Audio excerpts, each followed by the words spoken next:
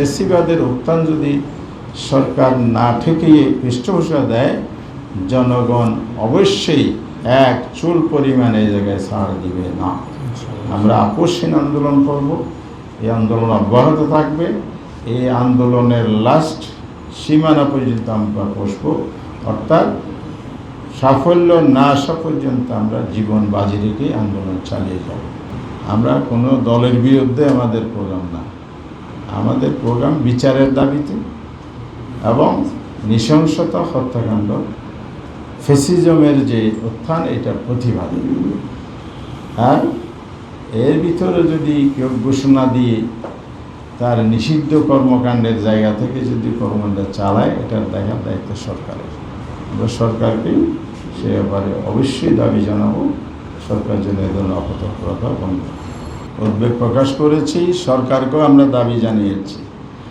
আমাদের অবাক লাগে, অন্তর্বর্তীকালীন সরকারের কথা যদি আপনি বলছেন, সেই সময়ে যখন আইন শৃঙ্খলা অ্যান্ড আদার্স বিষয়ে এই যে মব হতো, বিক্ষোভ হতো, তখন এই সরকার সরকারে ছিল না বিএনপি, তখন রাজনৈতিক দল হিসেবে বলতো, বড় গলায় জোর করেই বলতো, নির্বাচিত সরকার না থাকলে এগুলো নিয়ন্ত্রণ সম্ভব নয়।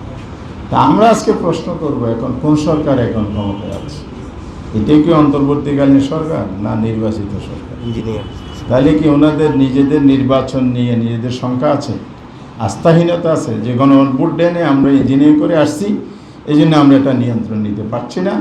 এটা বিগত অন্তর্বর্তী সরকারের চাইতে আরও ভয়াবহ রূপ দান করছে। নিঃসন্দেহে এটা সরকারের ব্যর্থতা, এবং সরকার যদি ব্যর্থ হতে থাকে, জনগণই এ ব্যাপারে পদক্ষেপ নিবে, এই সরকারকে ক্ষমতায় রাখবে কিনা। লোডশেডিং কিংবা ঘরের বাইরের তীব্র গরমে ওয়ালটন রিচার্জেবল ফ্যান থাকলে থাকবে শুধু বাতাস আর বাতাস। কোনো জোটের ইস্যু নয়, এটা দেশবাসীর ইস্যু, দেশের জনগণের ইস্যু, দেশের স্বাধীনতা সর্বত রক্ষার ইস্যু, জনমনের শান্তি, স্বস্তি, নিরাপত্তা বিধানের ইস্যু, এবং দেশে গণতন্ত্র, সুশাসন, ন্যায় বিচার প্রতিষ্ঠার প্রয়োজনে আমাদেরকে আজকে ঐক্যবদ্ধ হতে হবে। সরকারের ব্যর্থতা যেখানে যা আছে সেটা আমাদেরকে স্পষ্ট করে তুলে ধরতে হবে, যাতে করে সরকারও বুঝতে পারে তাদের দুর্বলতা, সীমাবদ্ধতা, ব্যর্থতা কোথায়। সেই সাথে জনগণও যাতে ঐক্যবদ্ধ হতে পারে। সরকার যদি এভাবে জনমতকে তোয়াক্কা না করে, এই যে গণভোটের রায় বাস্তবায়ন না করে যেটা অপেক্ষা করেছে, প্রতিটি পরদে পরদে যেভাবে জনগণের মনোভাব, অভিমতকে উপেক্ষা করে তাদের দলীয় চিন্তা, সিদ্ধান্তকে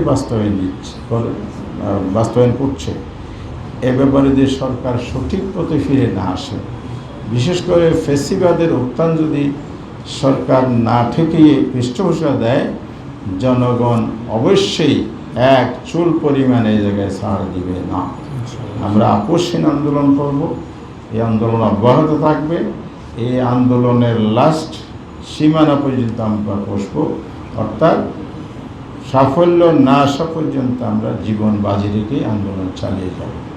এই জন্য আপনাদের সহযোগিতা চাই এবং দেশবাসীর সহযোগিতা চাই।